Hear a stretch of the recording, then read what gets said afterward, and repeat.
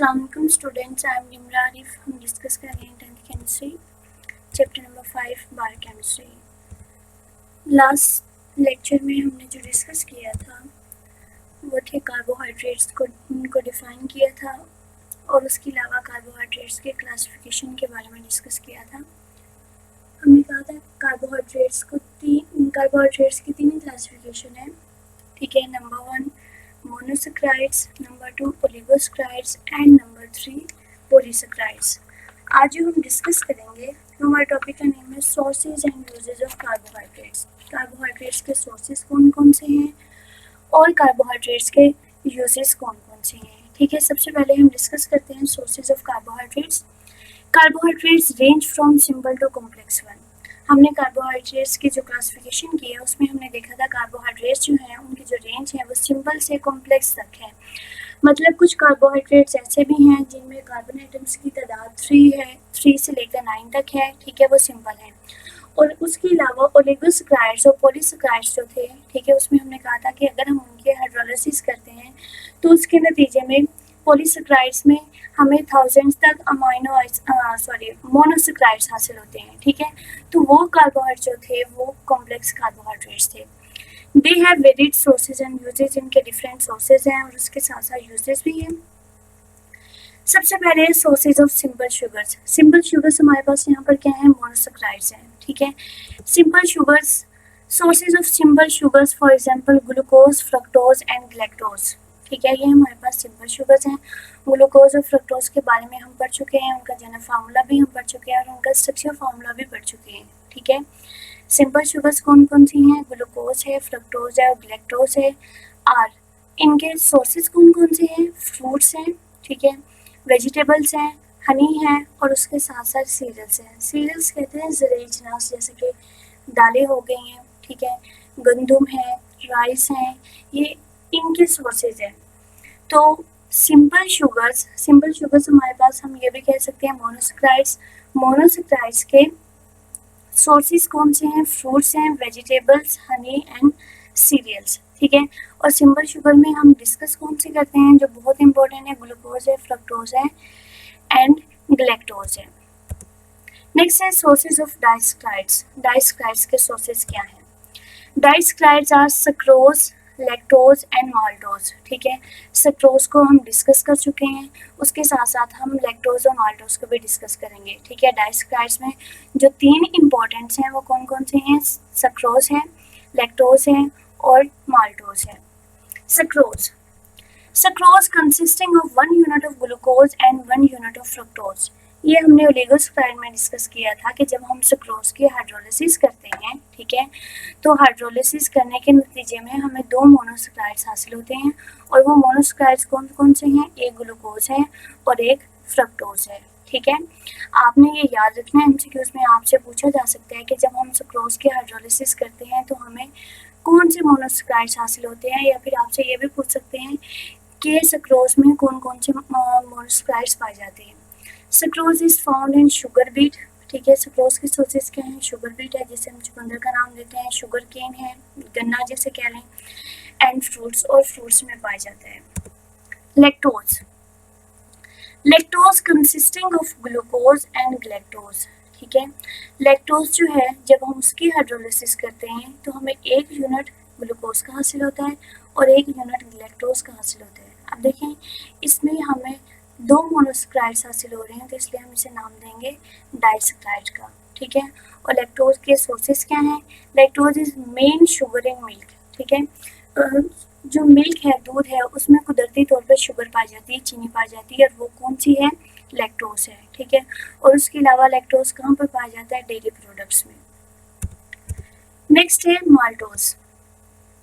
Maltose consisting of 2 glucose molecules, ठीक है। Maltose जो है उसमें 2 ग्लूकोज मॉलिक्यूल्स हैं, इस फाउंड इन सीरियल्स, और ये कहाँ पर पाए जाते हैं, सीरियल्स में माल्टोज पाए जाते हैं। अभी हमने डाइसैकराइड्स जो हैं डाइसैकराइड्स के 3 इंपॉर्टेंट डाइसैकराइड्स पढ़े हैं, सक्रोज, लैक्टोज और माल्टोज, ठीक है। सक्रोज को जब हम हाइड्रोलिसिस करते हैं, या फिर हम ये कह लें कि सक्रोज एक ग्लूकोज और एक फ्रक्टोज से मिलकर बनता है, लैक्टोज ग्लूकोज और गैलेक्टोज से मिलकर बनता है, ठीक है। और माल्टोज जो है वो दो ग्लूकोज मॉलिक्यूल से मिलकर बनते हैं।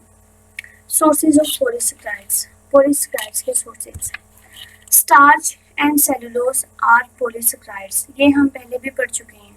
स्टार्च, ठीक है, और सेलुलोज जो है ये दोनों क्या हैं, पॉलीसेक्राइड्स हैं। Starch is found in cereal crops, starch कहाँ पे पाया जाता है, सीरियल क्रॉप्स में कौन कौन से हैं, वीट है, बार्ले कहते हैं हम जौ, ठीक है, मेज है जिसे हम मकई कहते हैं, और उसके अलावा rice etcetera. Cotton is a pure cellulose, cotton के सोर्सेज क्या हैं, सॉरी सेलुलोज के सोर्सेज क्या हैं, कॉटन, ठीक है, कॉटन हम कह रहे हैं कपास, जो प्योर कपास है, जो कपास है वो क्या है, प्योर सेलुलोज है। ये तो थे सोर्सेज, सोर्सेज हमने मोनोसेक्राइड्स के पढ़े हैं, ठीक है, डाइसेक्राइड के सोर्सेज पढ़े हैं, और उसके साथ साथ हमने पॉलीसेक्राइड के सोर्सेज डिस्कस किए हैं। अब हम डिस्कस करते हैं यूजेज ऑफ कार्बोहाइड्रेट्स। कार्बोहाइड्रेट्स के यूजेज क्या हैं, ठीक है, हमारी बॉडी जो कार्बोहाइड्रेट्स यूज़ करती है वो यूज़ करती है in the form of glucose, glucose के फॉर्म में यूज़ करती है, ठीक है। ग्लूकोज के है सिर्फ यही के लिए फॉर्म है जिससे हमारे मसल्स जो हैं, ठीक है, वो डायरेक्टली एनर्जी जो हासिल करते हैं वो ग्लूकोज की फॉर्म में हासिल करते हैं, ठीक है।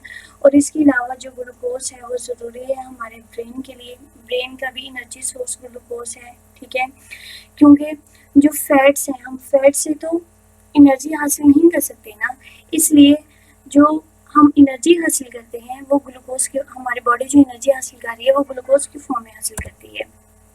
नंबर 1 यूज़ क्या है, they regulate the amount of sugar level in our body, carbohydrates जो हैं वो हमारी बॉडी में शुगर लेवल को कंट्रोल करते हैं, ठीक है, ना तो शुगर लेवल को बहुत ज़्यादा बढ़ने देते हैं और ना ही शुगर लेवल को कम होने देते हैं। Low sugar level in the body results in hypoglycaemia, अगर हमारी बॉडी में शुगर लेवल कम हो जाता है तो उससे जो डिजीज़ होती है उसको हम किसका नाम देते हैं, हाइपोग्लाइसीमिया। हाइपोग्लाइसीमिया किसकी वजह से होती है, लो शुगर लेवल की वजह से। और अगर हमारी बॉडी में शुगर लेवल इंक्रीज कर जाता है उसकी वजह से तो हमें पता है कि उससे डायबिटीज़ हो जाती है, ठीक है। तो कार्बोहाइड्रेट्स जो हैं वो हमारी बॉडी में शुगर लेवल को कंट्रोल करते हैं, रेगुलेट रखते हैं। Number 2, they provide essential nutrients for bacteria, ठीक है, ये बैक्टीरिया को एसेंशियल न्यूट्रिएंट्स प्रोवाइड करते हैं। वो न्यूट्रिएंट्स किस काम आते हैं, ठीक है, बैक्टीरिया क्या करते हैं, इन इंटेस्टाइनल ट्रैक्ट, वो हमारे इंटेस्टाइनल ट्रैक्ट में पाए जाते हैं bacteria, that helps in digestion, जो कि डाइजेशन में हेल्प करते हैं, ठीक है। हमारी बॉडी के इंटेस्टाइनल ट्रैक्ट में बैक्टीरिया पाए जाते हैं जो कि डाइजेशन में हेल्प करते हैं, जो भी हम खुराक यूज़ कर रहे हैं, ठीक है, उसको वो डाइजेस्ट करते हैं। उसको डाइजेस्ट करने के लिए बैक्टीरिया को न्यूट्रिएंट्स की ज़रूरत होती है और कार्बोहाइड्रेट्स वो न्यूट्रिएंट्स बैक्टीरिया को प्रोवाइड करते हैं। डाइटरी फाइबर्स, डाइटरी फाइबर्स का काम क्या है, help to keep the bowel functioning properly, ठीक है। डाइटरी फाइबर्स क्या हैं, ये भी कार्बोहाइड्रेट्स की एक टाइप है जिससे हमारी बॉडी के जो एंजाइम्स हैं वो डाइजेस्ट नहीं कर सकते, ठीक है। और बाउल फंक्शनिंग क्या है, बाउल फंक्शनिंग को हम ये कह सकते हैं कि हमारी बॉडी से जो टॉक्सिन्स हैं, ठीक है, वो उसको एक्सक्रीट करते हैं, ठीक है।